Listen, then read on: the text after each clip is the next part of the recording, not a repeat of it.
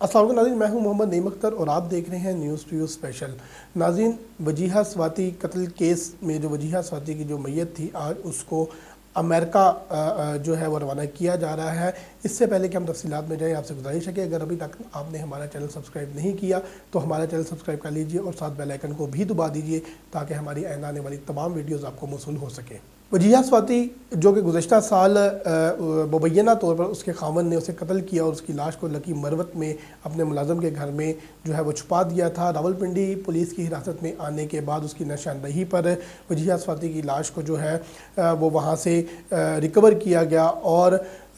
راولپنڈی میں D H Q سرد خانے میں 12 روز تک یہ ان کی میت جو ہے اس کو رکھا گیا۔ اس حوالے سے جب ان کے بچوں سے اس کی تدفین کے حوالے سے بات کی گئی تو بچوں نے یہ خواہش ظاہر کی کہ ہماری والدہ کی جو تدفین ہے وہ امریکہ میں کی جائے، تاہم آج 12 روز کے بعد